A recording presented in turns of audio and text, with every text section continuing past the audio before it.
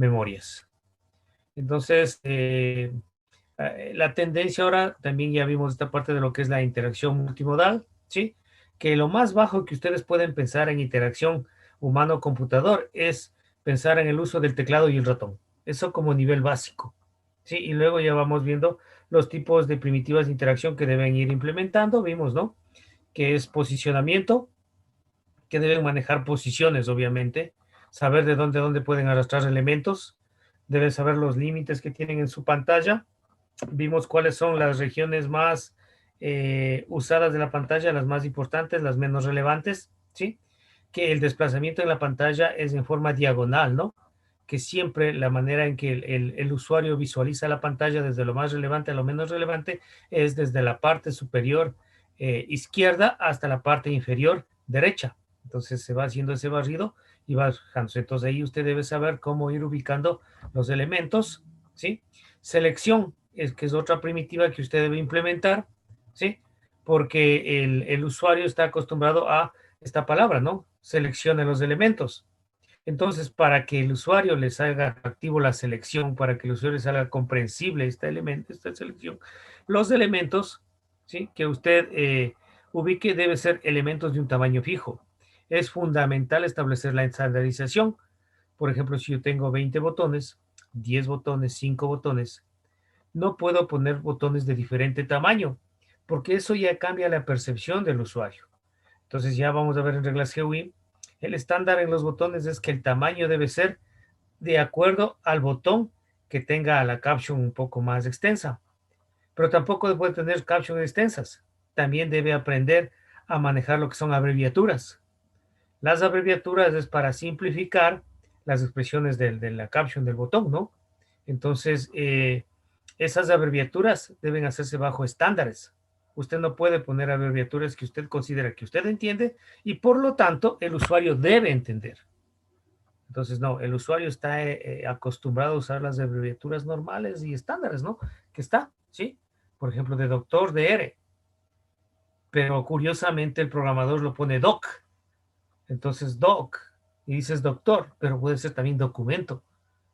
Entonces le cambia la percepción al usuario. Entonces, si quiere hacer abreviaturas, debe ser abreviaturas basadas en estándares internacionales, no basado en que, como yo entiendo, el usuario debe entender. Eso no es estandarización. Entonces, también otra primitiva es introducir valor, ¿no? Ingresar texto. El hecho de ingresar texto no quiere decir que al usuario le vamos a encargar todo este trabajo. Recuerde, ya cuando preguntábamos, un compañero de ustedes mismo dijo, ¿no? ¿Dónde se cometen más errores? Cuando el usuario ingresa datos. ¿Sí? Entonces, ¿qué debemos ofrecerle? Debemos ofrecerle, dentro de estas primitivas, otras opciones de ingreso de datos, evitando que el usuario se sienta culpable de los errores. Esa es una base fundamental en un buen sistema. Ustedes no pueden hacerle sentir al usuario culpable. O sea, si el usuario comete un error, no le pueden poner ahí un mensaje que diga, usted acaba de ingresar los datos mal. Entonces le está acusando al usuario de ser el causante, cuando realmente debemos verlo desde otro ámbito. ¿Por qué el usuario ingresó los datos mal? Porque usted planteó mal su interacción. Entonces hay que verle desde el otro punto de vista, ¿no? O sea, piense como usuario, UX. Eso desde el inicio vamos trabajando, aunque ya vamos a desarrollar después UX, pero la base fundamental es eso, ¿no? Piense como usuario, trabaje como usuario. Y verá que estamos hablando solo de la interfaz, de la interacción, ¿sí? Dentro del campo de la ingeniería del software, recuerde, estamos en la etapa de análisis, diseño, y el análisis pasaron y estamos en la etapa de diseño. Y yo les había dicho, hay dos fases en el diseño de datos y el diseño de la interacción. Entonces, el diseño de datos ustedes ya saben, porque ya deben saber manejar, ustedes están en quinto semestre, entonces ya deben saber manejar súper bien diseño de datos, deben saber modelar base de datos, modelamiento, ya deben saber modelar base de datos y pueden ser base de datos relacionales o no relacionales. Entonces ya deben, es el modelamiento, es el diseño de datos y la otra parte es el diseño de la interacción. Eso es lo que están aprendiendo a hacer ahora. Con esos diseños más bien claros, paso a la siguiente fase, que es el desarrollo. Recuerden, el ciclo de vida. Y bueno, ya en el desarrollo, ustedes también están viendo asignaturas que les ayudan a hacer desarrollo, todo lo que es desarrollo, ingeniería del software, tienen que saber aplicar metodologías, tienen que saber aplicar técnicas y tienen que saber realizar pruebas. Superado ese ciclo, esa etapa de desarrollo, pasan a la etapa de implantación o puesta en marcha. Igual ahí tienen que saber cómo establecer cronogramas de implantación en las empresas, cómo trabajar con datos reales, cómo hacer la capacitación, ¿sí? Las pruebas de estrés de software y hasta llegar a la puesta en marcha. De ahí puedo decir que ya están terminando, aunque no se termina realmente ahí, ¿no?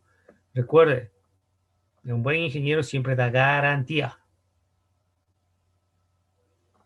Y la garantía mínima en un software puede ser de 3 a 5 meses. Supervisar que el sistema funcione bien. Acabada la garantía, usted empieza a cobrar por mantenimiento. Una buena relación en el Profe, esquema relacional normal. Sí, dígame. la garantía dijo de 3 a 5 meses, ¿son meses Así es. o son años? No, no, pues meses nomás. Tampoco va a ser todo Eh, el trabajo gratis en la empresa. Ujú, meses. Hasta que el sistema se estabilice. Ujú. Y ya los después de eso 5 usted años, empieza a cobrar por disculpe, mantenimiento. disculpe, los 5 años era el tiempo de vida del Es el software, ciclo de ¿no? vida. Ya, Claro, el ok, ciclo de vida del ya, software. Ajá. Mínimo, ¿no? de- Mínimo. ya. Ujú, mínimo. ¿Sí? Entonces, miren, todo parte desde aquí, o sea, el éxito, todo va desde estas primitivas. Y bueno, esta es la primitiva que más se familiariza el usuario, pero que también puede cometer más errores. Por lo tanto, usted debe proveerle elementos que sienta el usuario que él ingresó texto, pero realmente la percepción de ingresar texto correctamente, o sea, de ingresar datos, no texto, ¿sí? Ingresar valores, texto, datos, ingresar datos, le haga sentir al usuario que él ingresó, pero a la vez, en el punto de vista de usted, sentir que ingresó adecuadamente hacia el sistema para que no existan errores. El éxito en un software no está en los mensajes, o sea, también un sistema abrumador en mensajes no es una buena interacción. Cuidado acá, no de clic aquí, no de clic allá, ingrese correctamente, no se desplace acá, usted no está autorizado para acá. Eso satura al usuario, el exceso de mensajes. Igual, o sea, siempre piensen en la palabra de lo que no deben causar en el usuario. Frustración. La frustración es un grado de estrés ante la interacción y el usuario termina rechazando la tecnología. Entonces, podemos hacer de un trabajo de un año para lograr eso, quiere decir que no hemos hecho nada. Sí, pero bueno, hay que tener cuidado, eso son ya cosas que se deben trabajar en el ámbito de la ingeniería, ¿no? Nosotros hemos visto en otros proyectos también, de otras ingenierías, que sacan un producto al mercado y no del éxito deseado.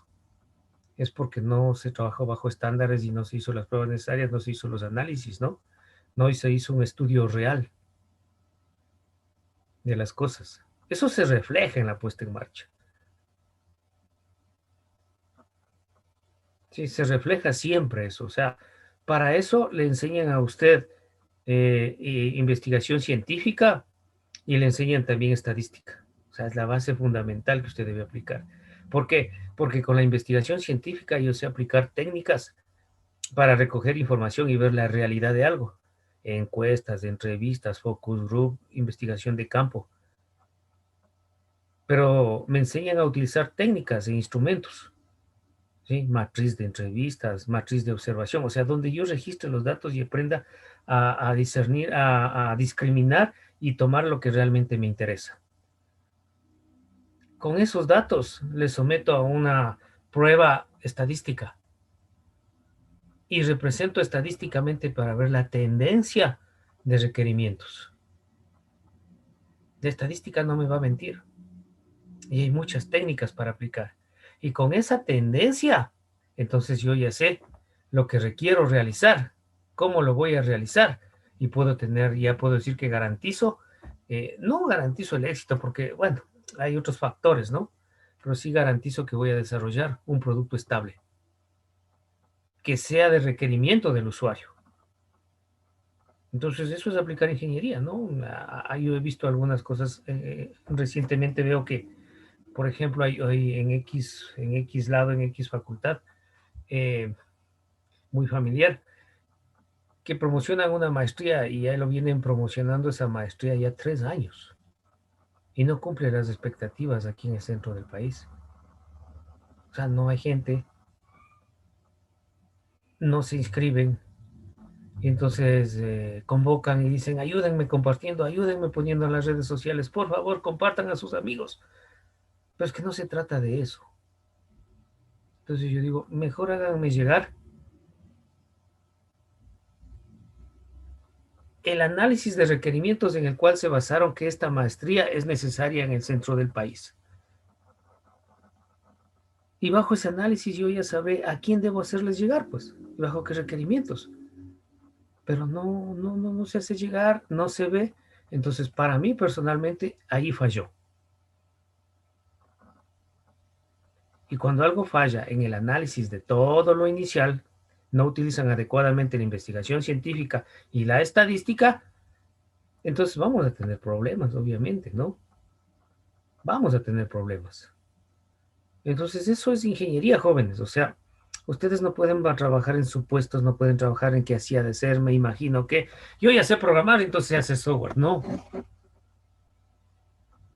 hace software, pero ¿para qué? Entonces, es muy relevante esto de las primitivas y enfatizo en esta, porque creen que introducir texto. Déjenme, pongo mi Wacom para compartir con ustedes algo.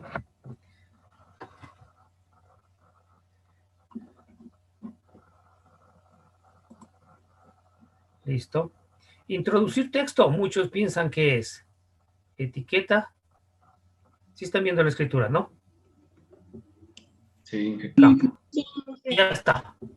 Esto es introducir texto, dice. Listo. Ahora, ¿qué va a ingresar el usuario aquí? Lo que le pregunto acá, pues dice. Claro, usted le dice así, ¿no? Desde una percepción, la más terrible. Edad, 2 puntos. Y le pone así. Listo. Entonces el usuario se enfrenta a esto, ¿no?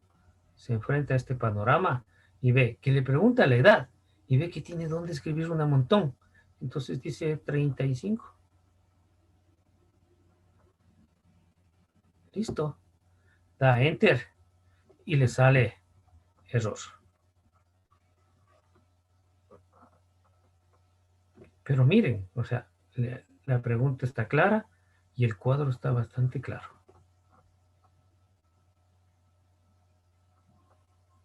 Claro, o sea, juego con la percepción del usuario. El usuario percibe que tiene un tremendo cuadro, entonces la edad. Él sabe que la edad debe ser en números, pero siente aquí, percibe que esto no es números. ¿Sí? Entonces hay otro que le dice edad. Y le da un cuadrito ahí. Bueno, mejora la percepción. Pero todavía el usuario dice, bueno, a ver, riámonos un poco del sistema, naturaleza humana. Y sorpresivamente da enter y le acepta. ¿Sí? Entonces, pero ¿cómo sería? Aunque no debería pedir la edad, porque debería pedir la fecha de nacimiento, pero bueno, o sea, pero muy fresco, si es que le pone aquí un spinner. ¿Sí? ¿Sí han visto los spinners? En donde desplaza los números. Entonces le sale por defecto un valor aquí, 0. Y sabe, sube o baja, pero le pone el spinner mínimo valor 0, máximo valor 110, por decir en edad, ¿ya? Dependiendo del ámbito. Y el usuario empieza a subir o a bajar el número hasta llegar a un número deseado. Y es reducido muchísimo esto. ¿Está ingresando? Sí, sí está ingresando. Y simplifico estos errores que él puede cometer. ¿Sí? Entonces, debo tener mucho cuidado con estos elementos cuando maneja. O sea, introducir valor texto no quiere decir que el usuario debe ingresar. Entonces, miren, hay elementos que usted puede utilizar para ingresar texto, pero de una manera más eficiente por usuario. Miren, botones, selección, radio buttons, puede haber checkbox, puede haber combo box en donde selecciona y ya no le deja que se vaya, pero lo importante en un combo box es valor por default, debe estar el más utilizado o de acuerdo a ubicaciones, ¿sí? Y claro, también otros que le permita manipular como este abrir archivo. Entonces la idea es eso, ¿no? No hacerle sentir culpable de todo al usuario. Entonces, ingresar datos es manipular elementos. Y esos elementos usted ya debe haber aprendido, ¿no? Esos se llaman elementos GUI, ¿sí? Graphic User Interface. Que, bueno, sí los vamos a estudiar, ¿no? Pero vamos un poco viendo. Bien, otra de las primitivas es arrastre, ¿sí? Entonces también el usuario está acostumbrado a esto. A manejar y mover objetos, ¿sí? Rotar, mover, escalar. Darle esa percepción al usuario. En estándares se denomina drag and drop. Entonces, estas son las 3 primitivas que usted tiene que tomar en base para empezar el desarrollo de su interacción. Ubicar las cosas adecuadamente, darle sentido de posicionamiento en cuanto a tamaño de los objetos. No puede usted hacer de cualquier tamaño de todo. Aquí hay experiencias terribles, ¿no? Aquí en posicionamiento, en selección. Cuidado, hagan esto, por ejemplo. ¿Sí? Yo he visto experiencias terribles, ¿no? Una pantalla, siendo esta es la pantalla, y como tienen toda la pantalla, aquí ponen el título y aquí ponen 2 botones. Entrar y salir. El usuario se enfrenta a este terrible dilema. A 2 botones gigantes en la pantalla, el uno dice entrar y el otro dice salir. Y el usuario empieza a pensar y reacciona. La primera reacción es, piensa que soy tonto y no voy a poder, que me pone algo sobredimensionado para que no falle. Y el usuario empieza a reaccionar negativamente y empieza a dar clic afuera, a ver qué pasa. Porque el sistema no le dice nada, no percibe nada. Dicen, bueno, ya que no vale, entonces entremos. Y al entrar, ahí recién empieza la interacción real. Entonces, esto no puede hacer usted, porque no percibe nada el usuario. Claro, ¿no? Sí he visto unos que ponen 2 botones de entrada en la pantalla, unos botones gigantes, ¿sí? Piense como usuario, ¿qué le hace sentir? ¿Qué le hace sentir a usted? ¿Sí? Ajá, que exacto, le hace sentir que es un inútil y que por eso le pone algo que no falle. O sea, cuando debe ser algo normal, ¿no? Personas normales, introducir valor texto y arrastre. Son primitivas, o sea, las bases en las que se fundamenta todo el sistema. Y bueno, esas primitivas no solo es cuando usted lo desarrolle, ¿no?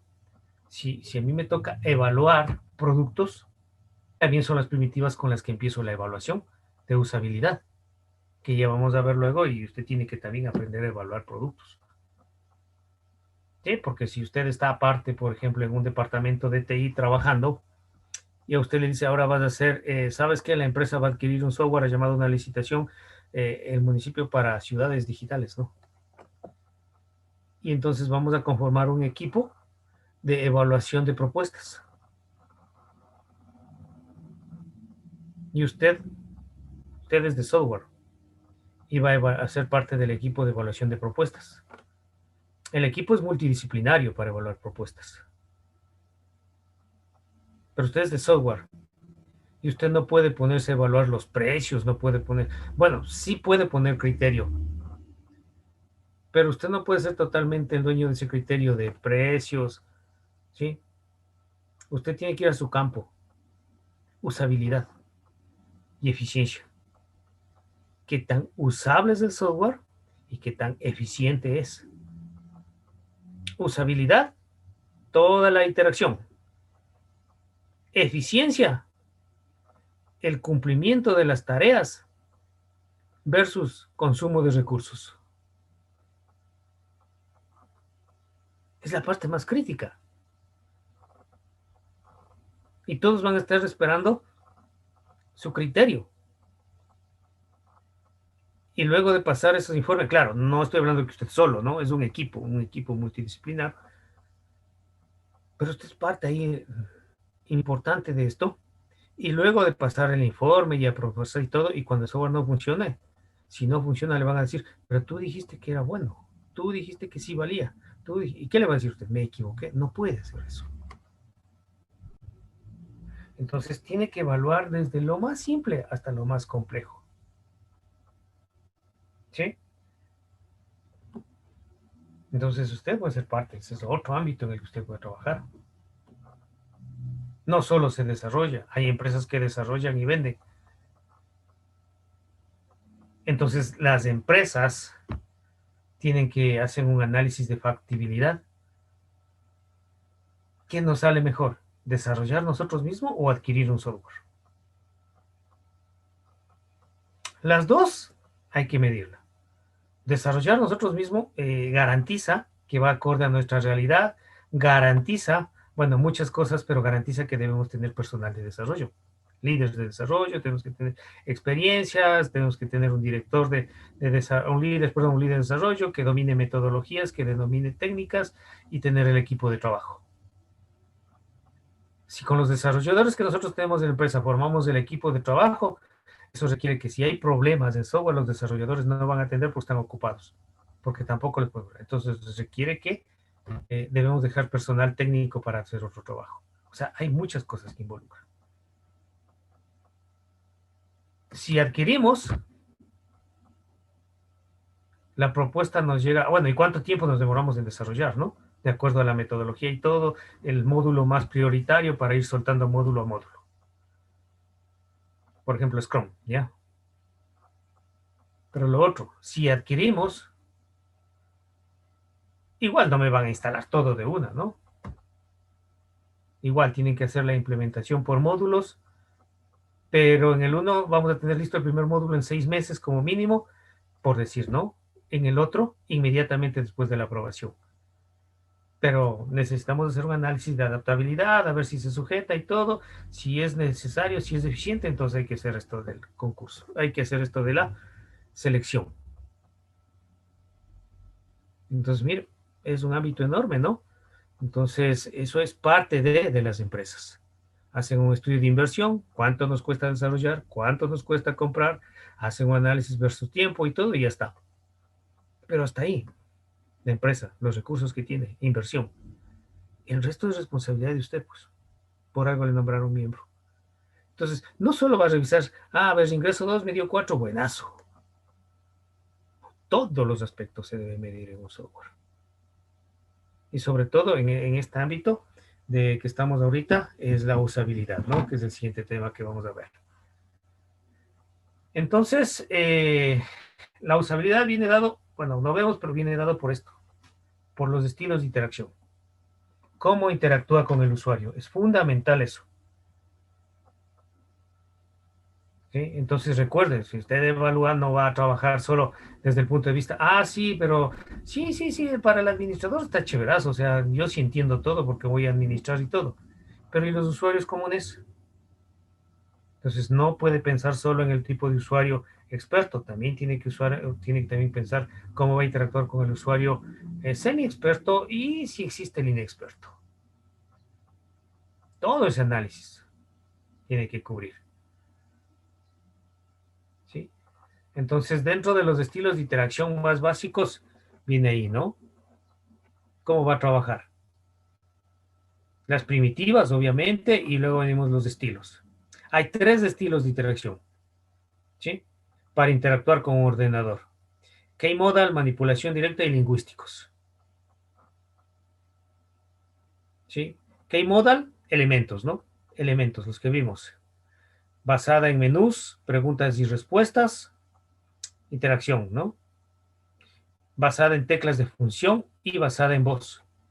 Claro, ahora actualmente hay que pensar en esto también. Todos los sistemas Microsoft tienen interacción basada en voz ya. Y no solo es porque ha pensado en las personas con capacidades especiales, sino que también piensa en funcionalidad. Hay elementos que se pueden hacer mucho más rápido trabajando basado en voz. Si va a implementar manipulación directa basada en gráficos, ¿sí? Basada en gráficos, en elementos que voy seleccionando y visualizando. Y la más común, formularios, forms. Ya sea en escritorio o en web, siempre se va a tomar con formularios. Y esta es la parte más crítica, ¿sí? Rellenar formularios.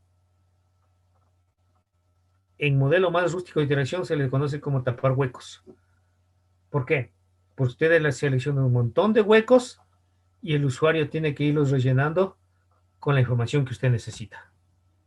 Y ahí viene el control, ¿no? Si ha rellenado usted formularios en web, ¿no es cierto? En donde va todo el control y le dice campos obligatorios. ¿Cómo hacerle entender al usuario cuáles campos son obligatorios? ¿Qué es mejor? ¿Ir controlando campo por campo? ¿O al final controlar todos los campos? Campo por campo. Ajá. Si no, se vuelve frustrante. Yo sí he llenado unos formularios que cuando llego al final y doy terminar y me dicen, no, hay 3 campos llenados, hágalo de nuevo y se borra. Ni siquiera sé qué hice mal. Frustra. Ahora, el campo por campo, perfecto. Pero cuando hace algo mal el usuario, tienen que aprenderle a que él, a decirle, bueno, aquí está mala información. Pero no solo decirle, está mal. Tienen que ayudarle a que él solucione eso. Entonces necesito una guía práctica ahí, ¿sí? No solo hay que decirle el qué, sino también hay que darle el cómo, para que no se frustre, ¿no? Es como decirle, estás mal, estás mal, estás mal. Y usted se queda ahí, pero ¿y? Si yo estoy mal, pero ¿cómo soluciono eso? Eso es lo que no les gusta implementar mucho en los sistemas, porque le ven mucho trabajo, el cómo. Pero es el éxito de todo, pues. Eso va llegando al nivel de conocimiento del usuario. Si usted le dice, aquí está mal, pero haz esto y se soluciona, ¿usted cree que el usuario la siguiente vez otra vez va a hacer mal? Ya no. Entonces estamos pasando por los niveles de inteligencia. Luego, el otro estilo es el lingüístico. Bueno, el lingüístico, ese sí es ya para lo que se están formando ustedes, administradores. Y que debe tener, o sea, todos los estilos de interacción tiene este, ¿sí? Interacción basada en comandos, en donde usted ingresa texto, como lo hace, por ejemplo, en las consolas. También es un tipo de interacción. Este es más complejo. No ejerce mucho control sobre los errores, ¿no? No ejerce mucho control sobre los errores. Requiere más conocimiento y básicamente es orientado hacia los expertos. Pero en cambio es un estilo de interacción más rápida, más directa.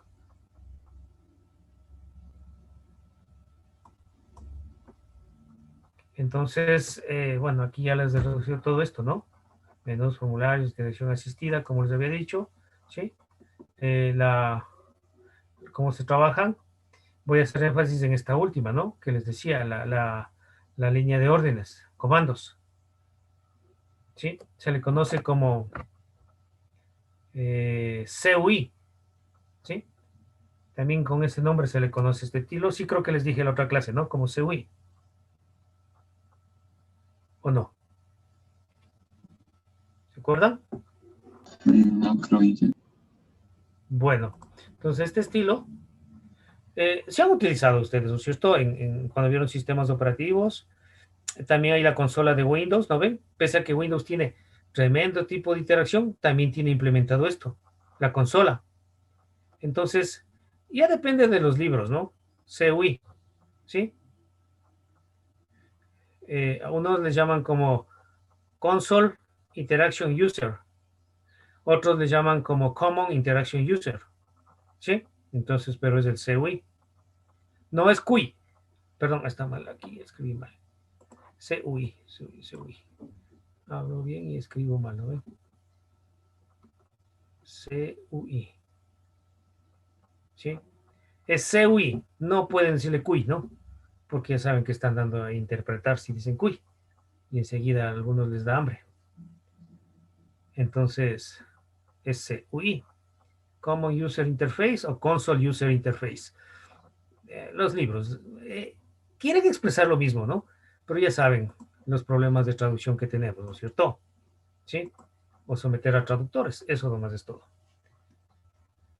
Entonces, ¿por qué se han preguntado por qué hasta ahora seguimos utilizando esto?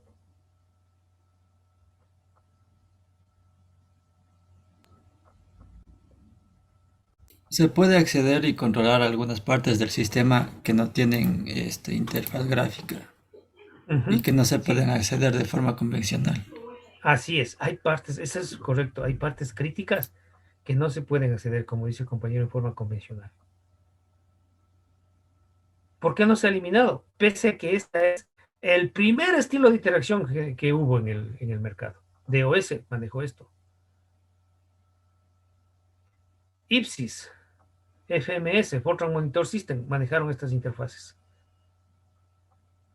Entonces, miren, estamos hablando de los 70s, 80s, que ya se manejaba este estilo de interacción por línea de órdenes. Estamos en el 2021 y todavía se sigue implementando. ¿Por qué? Porque ha sido siempre de uso generalizado. Es más de uso general. ¿Sí? Aquí es donde se puede dar órdenes directamente al ordenador. Se maneja con toda la funcionalidad de los elementos de interacción como las teclas, palabras, comandos. Se apoyan en un intérprete de comandos y se puede trabajar directamente, como decía el compañero, sobre regiones críticas. Pero claro, esto no está orientado hacia un usuario común. Esto siempre va a estar orientado hacia un usuario experto. Da iniciativas al usuario, es más flexible. Los expertos lo ven como más atractivo. ¿Por qué? Hay estadísticas, la próxima clase les pongo un artículo para que lo lean. ¿Sí? Experiencias de un usuario experto. Y un usuario experto considera a los elementos de interacción como el teclado y el ratón como elementos que me conducen a pérdida de tiempo. Frente a un CUI. Pero claro, es relativo porque también tiene que tener la correlación tiempo-conocimiento. Porque puede ser directo, acceso directo a la funcionalidad del sistema, ¿no? Hace tareas más complejas. E incluso puedo hacer elementos programables que trabajen mucho más rápido. Pero claro, tienen desventajas, ya visto desde otro punto de vista. Necesita mayor capacitación, pues necesita mayor conocimiento. ¿Por qué? Porque no hay iniciativa visual. Es una pantalla oscura con un prompt. Usted debe saber lo que va a hacer, lo que va a realizar. Por lo tanto, es más útil para usuarios expertos. Y la otra es que la gestión de errores es pobre, ¿no? No es una gestión de errores gráfica como la que estamos acostumbrados. Si no sale ahí errores en línea de texto que usted tiene que aprender a interpretarlos y solucionarlos. Entonces, miren, es una de las primeras. ¿Por qué se da esto? Porque usted debe aprender de esto para que si usted crea o un nuevo tipo de interfaz, se oriente a esto, se oriente hacia esto para que dure. No se ha perdido. Pese a las primeras, seguimos utilizándolo hasta ahora. ¿Cuántos años? La otra es menús y navegación, ¿sí? Bueno, esa es la más estructurada, la mejor iniciativa que le toman los diseñadores como punto de partida para realizar interfaces, interacciones con usuarios comunes, ¿sí? Eh, Recuerden, ¿no? Históricamente, esto viene dado desde eh, ¿quién creó básicamente esto? Xerox, obviamente. ¿Y quién lo adaptó? Microsoft, ¿sí? Con, ¿cómo se llaman? Windows, el estándar se llama Windows, menús y, a ver, Windows, menús, iconos, ¿sí? Windows, menús, iconos. Eso es como la estandarización. y también lo hizo Mac, ¿sí? A través de IX, algo así es. Pero le tomaron la idea de acá, de quien menos implementó, que fue Xerox, ¿sí? Entonces el estándar que más estamos familiarizados es con la de Microsoft, ¿no? Donde dice ventanas, menús e iconos como elementos de punto de partida para una excelente interacción. Claro, ya vamos a ver más y no quiere decir que usted va a ser igual, ¿no? Pero es el punto de partida que da. Entonces, parte del origen de todo en el elemento donde va a funcionar todo, que le conoce como ventana. Sobre la ventana pone un elemento que le da navegación, o sea, movilidad entre elementos, y le denomina menús. ¿Sí? Y otro elemento que le da la guía al usuario de la tarea, que se denomina icono. ¿Sí? Entonces, basado en esto, vemos que la otra primitiva estábamos en un estilo que usted debe implementar es esto, ¿no? Menús y navegación. Partiendo del conjunto de que un menú es un conjunto de opciones que visualiza en la pantalla que se pueden seleccionar y la selección de uno de estos relaciona a ejecución de una orden, ¿no? Entonces, la ejecución de una orden involucra cambio de estado de la interfaz. O sea, si el usuario selecciona el menú, da clic en una opción y espera una reacción. Cambio de estado en la interfaz. O sea, eso es interacción, ¿no? Acción que hace el usuario, acción que le responde la máquina. Si hace acción el usuario y la máquina no le responde, sí he visto esas interacciones, ¿no? El usuario se queda ahí, o sea, y vuelve a hacer la acción y vuelve a hacer la acción porque espera una reacción. Y cuando se dice, pero algo pasa, le llama al departamento técnico, viene el desarrollador y dice, ah, no, sí se ha hecho, pero usted ya ha hecho 5 veces. ¿Por qué cometió ese error de hacer 5 veces?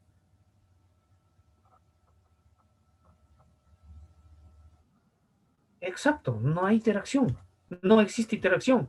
Si es que ya cuando da clic internamente ya se hace, pero el usuario, ¿cómo sabe eso? Ahí sí me ha topado con programadores, pero ¿por qué no le pone un pequeño mensaje? Bueno, hay muchas soluciones dependiendo del problema. Dice, chuta, pero es que eso es tiempo. Ese tiempo que el desarrollador lo desprecia o lo deprecia o le toma como pasadera de tiempo, miren lo que ha ocasionado. Tenía que hacer la acción una vez y lo hizo 5 veces. Ahora ya tienen la base de datos, duplicidad de información, porque ni eso controló. Y estoy viendo la debilidad del sistema.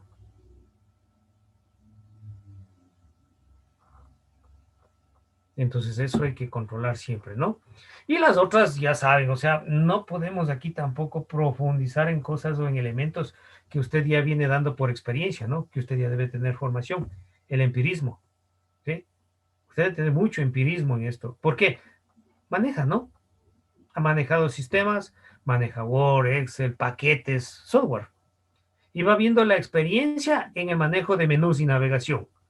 Por lo tanto, yo sé que los menús que yo haga deben ser relacionados. Yo no puedo mezclar opciones en el menú que no tenga relación hacia la orientación de este, ¿no? ¿No es cierto?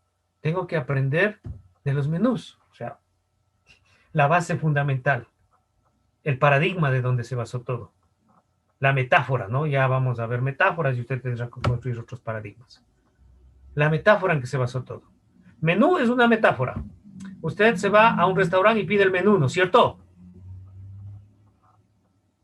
Sí, sí, ha pedido el menú. Sí, Inge. Y ahí está detallado todo para que usted seleccione una opción, un plato y ya está. Pero tiene que aprender de lo bueno, pues eso es experiencia. Usted ve un menú y ve que está ordenado o está todo mezclado. Ordenado. No, Exacto. Entonces usted no puede hacer lo contrario en su sistema. Se está yendo contra el paradigma. No ponen pues en la sección carnes helados. No ponen pues en la sección de platos fuertes licores, ya no mezclan. Y yo me he topado con tristes menús en donde le meten opción ahí, dice, para que funcione. Les digo, ¿y por qué pusieron ahí? Y la peor respuesta que saben dar es subir los hombros y bajarlos. Eso me da la relación de que no tienen ni idea de lo que hacen. Ni siquiera pueden sustentar científicamente, basado en teoría, obviamente, el porqué de las cosas. Y usted tiene que aprender eso. Usted tiene que aprender a sustentar todo lo que usted hace. Y esa es la prueba de fuego que tiene que pasar cuando usted se incorpore, se gradúe. Tiene que sustentar todo lo que hace como trabajo final para obtener el título. Sea artículo científico, sea proyecto de graduación. Y peor si escoge, como saben pensar, no, examen complexivo, doy el examen y ya. Pues no, dentro del examen complexivo hay dos grupos. El examen complexivo y el segundo grupo corresponde a trabajo práctico. Entonces las respuestas que le encantan, ¿no? Verdadero, falso, seleccione y todo. Reactivos. Pero reactivos, o sea, bajo el fundamento de lo que es un reactivo. Un reactivo es un elemento que le debe hacer reaccionar la inteligencia múltiple del que se va a formar. Eso es un reactivo. Yo generalmente por eso tomo reactivos, para que usted reaccione en base a su conocimiento. Esa es la primera fase en un examen complexivo. Y la segunda fase es casos prácticos. Entonces, imagínense un caso práctico de software. Ustedes son de software, ¿no es cierto? Sí. Entonces, yo puedo decirle un caso práctico de software en el sorteo, decirle, por ejemplo, yo tengo ahí puesto 10 casos prácticos listos y sigo subiendo los casos prácticos.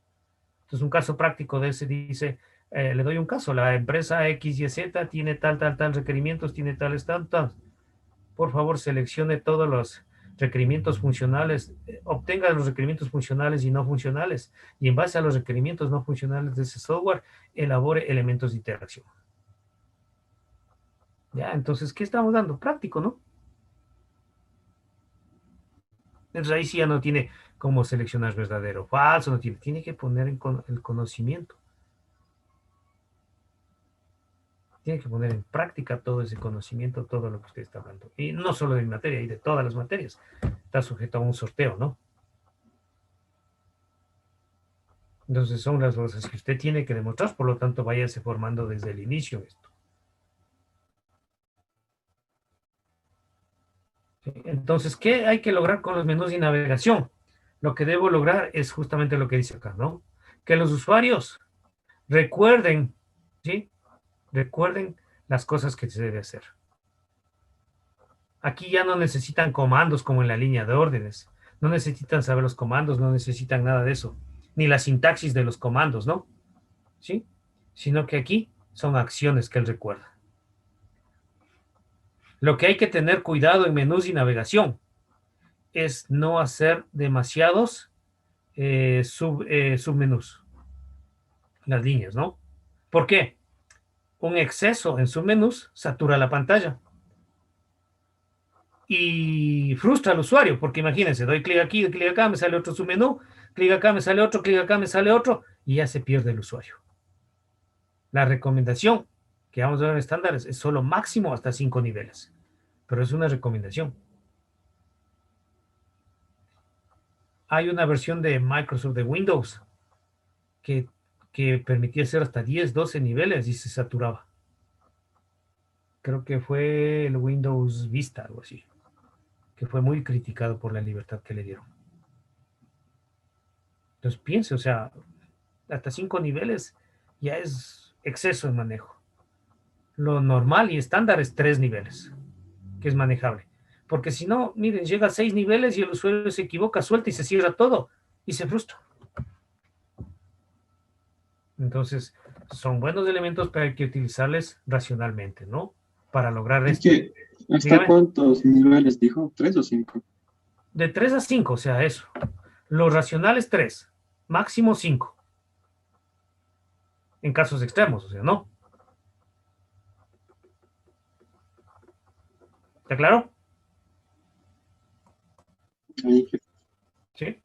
Entonces, hay que lograr estas ventajas y hay que contrarrestar las desventajas, ¿no? La desventaja es para los usuarios expertos, experimentados, esto es lentitud. Por lo tanto, ¿cómo le doy solución?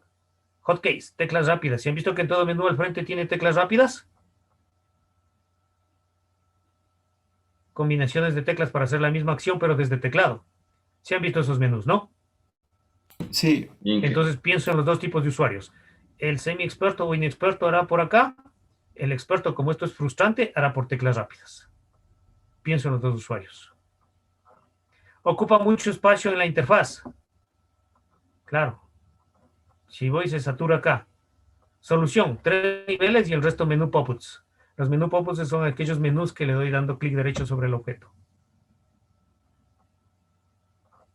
Y la otra desventaja es la visualización, ¿no? Requiere una buena visualización, por lo tanto deben ser claros, concisos y perfectos. Entonces, aprovecho las ventajas y tengo que superar las desventajas cuando desarrollo, entonces estoy aplicando correctamente este estilo. El otro estilo es el que está en auge ahorita, manipulación directa. ¿Por qué está en auge ahorita? Por los elementos táctiles. ¿Dónde aplico manipulación directa? Cuando desarrollo para móviles. En general, porque para móviles puedo hacer dos tipos de interacción. Puedo hacer web y puedo hacer APs, aplicaciones, las famosas app que le llaman, ¿no? Aplicación. Pero las dos deben tener elementos de manipulación directa. ¿Por qué? Porque los teléfonos de smartphones, los inteligentes, poseen este elemento. Las tablets también, ¿no? Y algunos portátiles, ¿sí? Y algunas portátiles ya están con este elemento de manipulación directa, las pantallas táctiles. Entonces ya tengo que pensar en eso, ¿no? En elementos de manipulación directa. Tengo que buscar cómo voy a representar los objetos para que para que el usuario lo manipule. Tengo que pensar que ya no piensa en concepto, ya no piensa en, perdón, en comando, sino en manipulación del objeto. Lo mueve, lo desplaza y irán pensando como usuario, ¿no? Si han visto esos usuarios que cogen un elemento y pasan el desplazamiento como que ya se van hasta el cielo. Yo he visto esos usuarios, ¿no? No es que me causa gracia ni nada, o sea, no es bueno eso, pero sí me hace pensar el sentido de percepción que ellos tienen del elemento y la precisión con que lo trabajan.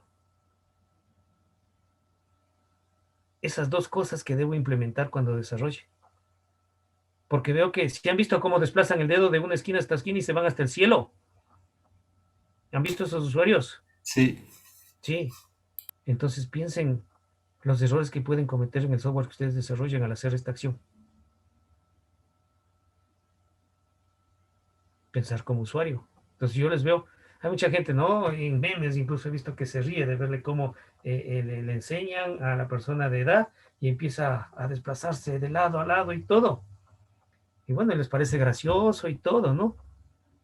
Pero yo pienso en cambio en generar nuevas cosas. ¿Cómo puedo hacerle percibir a ese usuario para que reduzca esta acción? ¿Cómo él puede percibir?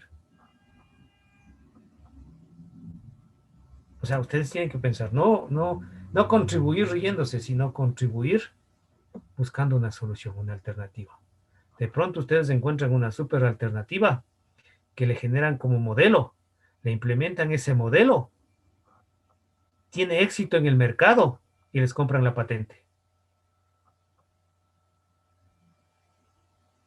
Sí, así de simple surgen las grandes ideas.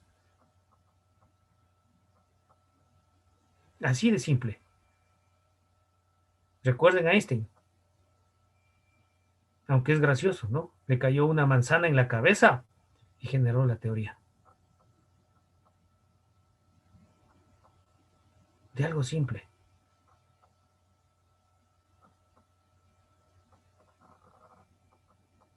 Entonces, miren, las reacciones, las cosas que voy viendo en el mundo alrededor,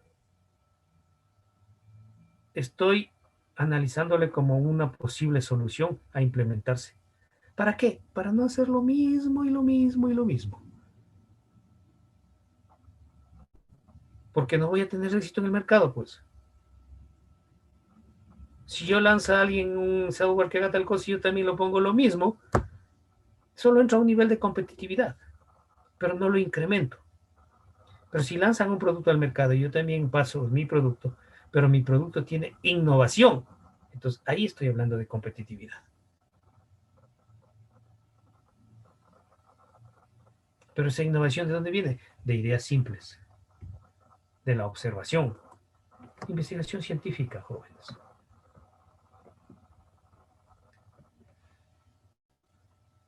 Entonces, la manipulación directa, como les dije, bueno, ya no puedo hacer manipulación directa sin elementos adicionales, ¿no? O sea, ¿cómo podría pensar manipulación directa si no tengo por lo menos una pantalla táctil? Y bueno, hay muchos elementos más de manipulación directa, no puedo hacer con Kinect y con todo eso que ya les voy a hacer en la presentación. Lastimosamente, como les dije, bueno, ahorita es ya difícil, pero si regresamos, yo sí necesitaría y seguir insistiendo, ¿no? Un laboratorio de nuevas tecnologías para poder tener todos estos elementos y ya generar nuevas soluciones. Que en nuestro mercado es difícil conseguir, pero en el extranjero están en auge utilizando, ¿no? Yo puedo hacer manipulación directa incluso con drones. Imagínense que usted desarrolle un software, ¿sí? Para mejorar el cultivo en tipos de suelos. Y entonces, ¿cómo especifica usted el tipo de suelo que tiene ese campo para ver qué sería ahí el cultivo adecuado? Entonces, usted desarrolla el software, pero el ingreso de la información a ese software lo hace a través de un método de un dron. Entonces suelta un dron con una cámara especial que tiene mecanismos especiales de infrarrojos para tomar fotografías de las capas del suelo. Esa información entra en su menú, usted hace el análisis de toda esa información y determina el tipo de suelo y hace la relación con la base de datos de cultivos y saca. Entonces, miren, ahí estoy hablando de otras técnicas. Ahí estoy hablando de una interacción moderna, utilizando las nuevas tecnologías, ¿no? Entonces, miren, ¿fue una manipulación directa? Por supuesto que fue una manipulación directa, desde otro punto. ¿Sí? Entonces, la base de todo es esto, ¿no? Como les dije, la base de todo aquí, bueno, este es repetitivo, fue la que puso Microsoft, Windows, iconos, menús y punteros. Esto me faltó punteros. Windows, iconos, menús y punteros. Así se llama el estándar de Microsoft con que parte toda su interacción. WIMP. ¿Sí? Windows, iconos, menús and pointers. Ese me faltaba, ¿no? Los pointers, punteros. Entonces, solo con eso trabaja todo lo que es Microsoft. ¿Qué más tiene? Nada más no tiene. Explota esto y lo va mejorando y bueno, tiene éxito en el mercado, ¿no? ¿Sí? Bueno, creo que está claro los beneficios. Es rápido y todo, ¿no? No comete errores, pero sí hay problemas, ¿no? Se necesitan más recursos. Eso es todo, mayores recursos. O sea, mientras más la interacción sea más manejable, más usable y todo, va a requerir más hardware. Eso sí, va a requerir más hardware porque consume recursos. Y entramos a esta otra, ¿no? Bueno, de todo esto, entramos a la otra, que también muchos lo deprecian, ¿no? Pero que el usuario común, al usuario inexperto, al usuario, bueno, al común, busca. Cuando tiene problemas en el manejo, busca interacción asistida. En el mercado ha existido muchísimos, pero lastimosamente muchos de ellos han fracasado.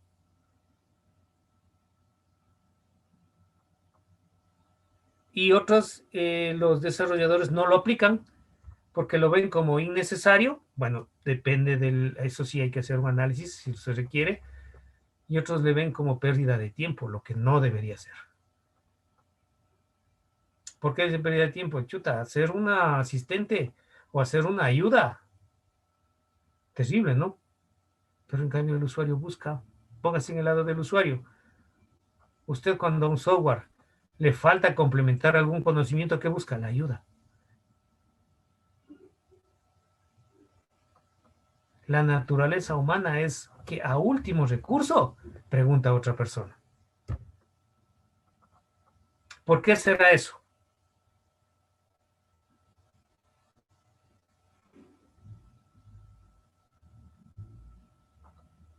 Analícense ustedes.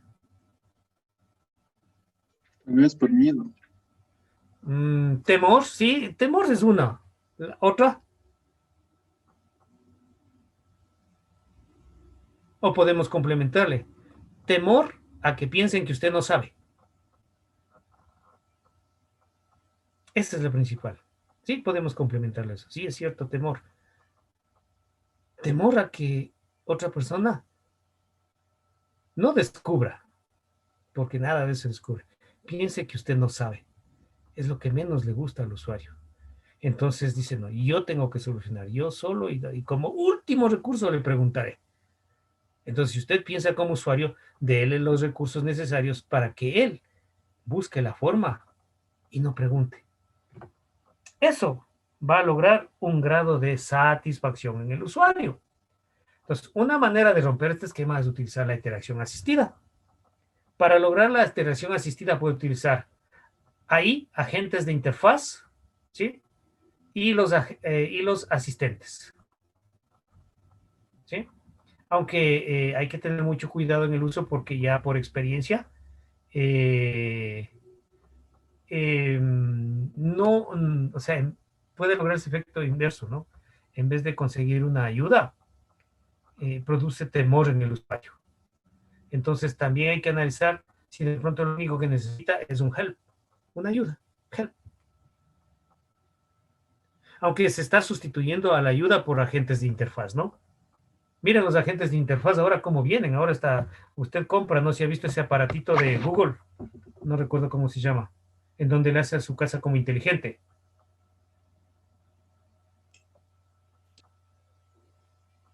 ¿Han visto? Alexa, Ajá, Alexa. Microsoft tiene a Cortana. Son agentes de interfaz. Claro, Cortana sí le ha visto, sí ha trabajado con Cortana de Microsoft. Y en iOS hay otro, ¿no? ¿Cómo se llama? Siri, creo que es, ¿no? sí. Siri. Miren los agentes de interfaz. Y este último, que va mucho más allá para usuarios comunes, el que dice Alexa, era, ¿no? En donde conecto dispositivos inteligentes a mi casa y ya puedo dar órdenes. Bueno, esto de dispositivos inteligentes en realidad son sensores, ¿no? De lo que hablamos al inicio. Que explotan, ¿qué? Los sensores y los efectores, que son los conductores de información hacia las tres niveles de inteligencia. Es el punto de partida de todo. Entonces, ¿qué hace este Alexa? Este Alexa es a través del uso de la red mundial, Internet, usted conecta, le pone controles, sensores para controlar música, bueno, streaming, ¿no? Audio, video, las luces y todo, y entonces le pide que le ayude a apagar la luz, encender la luz, a prender equipos electrónicos, apagar equipos electrónicos, etcétera. Le da órdenes. Es pues un agente de interfaz. Porque la casa inteligente es una interfaz también. Cortana maneja todo lo que es la interfaz del sistema operativo. Siri maneja todo lo que es la interfaz del sistema operativo. Ese es un agente de interfaz que le ayuda al usuario sobre las dudas que tienen. ¿Sí? Claro, el problema es que está basado en estándares internacionales y por eso a veces a nosotros, como usuarios más comunes, a veces nos puede causar frustración, pero solo es por falta, por nuestra cultura, ¿no? Recuerden el aspecto cultural. O sea, que a mí Cortana me envíe cada día mis actividades realizadas y lo que no he cumplido, le hace sentir a usted como que molesto, ¿no? Dice, ¿para qué? Pero si vemos desde estándares internacionales en que todo lo que usted haga tiene que ser planificado, entonces me está midiendo mi nivel de rendimiento y de productividad en el día.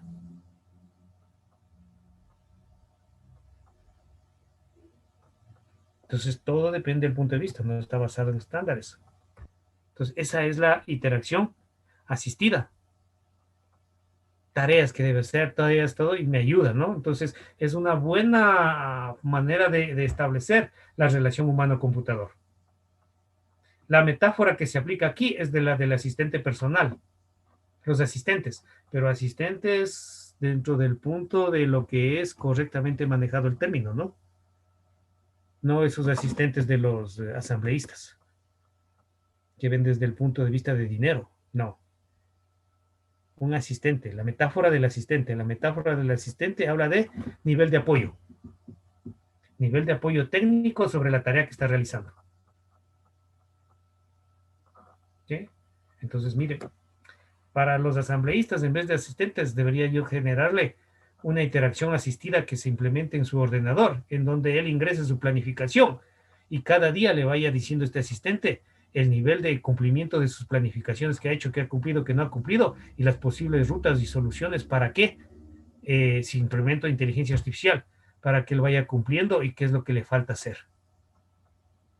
Es, y gratis, sin cobrar tanto sueldo, y no le va a poder guiñar el ojo para que no diga nada, porque es insobornable. Esas son las soluciones que usted debe pensar ahora.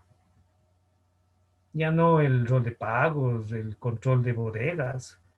Hay muchas cosas por hacer, por implementar. Nuevos algoritmos. Y todavía aún no les digo la idea de lo que vamos a hacer. Sigan ahí, ¿no? Este es más fuerte, ¿no? ¿Sí? Este es mucho más fuerte, los agentes. Pero también hay algo que se ha venido utilizando, que son los agentes, en cambio, ¿no? ¿Sí? Que es una ayuda motivada. Pero aquí sí ya toca ver el punto de vista del usuario, ¿no? Porque el usuario también se puede frustrar. O sea, juega con la inteligencia humana. ¿Sí? Le ayuda a tener independencia y creatividad. Pero en cambio, si el usuario ya tiene esto, le resulta un poco como un, entre comillas, estorbo. ¿Sí? El agente. Si han usado ustedes estos agentes, miren estos agentes que venían antes de Microsoft. Y no vienen, sino que ya están desactivados. Antes venían activados, ¿no? ¿Sí? Venían estos agentes que le decía, parece que estás haciendo algo, puedo ayudarte, y le da guías para que haga más rápido. ¿Sí? Todavía se utilizan agentes. ¿Por qué? Los agentes logran autonomía, inteligencia y sobre todo autonomía, porque un agente siempre está activo en segundo plano. Como está activo en segundo plano, está consumiendo. Bueno, ahí está un poquito la desventaja, ¿no? Y en base a lo que usted va haciendo y cuando hace una acción mal, él actúa y le dice, mira, parece que aquí hay algo que no está correctamente. Por lo tanto, tienen inteligencia. No es que usted le invoca que actúe por iniciativa, actúan por iniciativa propia en base a las tareas que usted está realizándose. ¿Sí? Entonces, hay el Microsoft Agent como ejemplo, ¿no? Se adaptan al del usuario. Son los agentes, pero hay que tener mucho cuidado, ¿no? ¿Por qué vienen desactivados? Antes venían activados, ¿no? No sé si han visto ustedes alguna vez este asistente. Perdón, estamos en agentes, perdón. Ajá, en asistentes, ¿no? Los asistentes son un poco más interactivos en esto. Para ayudarnos a aplicar la asistencia, ¿sí? Nos explican de una manera fácil lo que estaba hablando. Utilizan la interacción tanto escrita como hablada y se representan por diferentes acciones gráficas. ¿Sí? Entonces ahí puede ser acciones, ¿no? El asistente. Pero miren lo que involucra ser un asistente, o sea, involucra realizar una serie de gráficos para poder trabajar. ¿Sí? No solo son este tipo de asistentes, no puedo ser otros tipos de asistentes también para llegar a los paradigmas. Bueno, los paradigmas lo vamos a ver en la siguiente clase. Bien, voy a quedarme hasta ahí. Espero que... ¿Cómo vamos hasta ahí? ¿Sí está claro? Sí, Bueno, entonces para cumplir un poco el cronograma, vamos a dar, está establecido una evaluación, como les había dicho. Entonces, la evaluación va a iniciar. Espérense un ratito, les voy a activar y vamos a cumplir ciertos requerimientos para dar esa evaluación. ¿De acuerdo? Entonces, denme un minuto. Trato de establecer los requerimientos. Instalo el software de inteligencia que tengo. Entre comillas, ¿no? Tengo problemas de internet. Vamos a conectarme.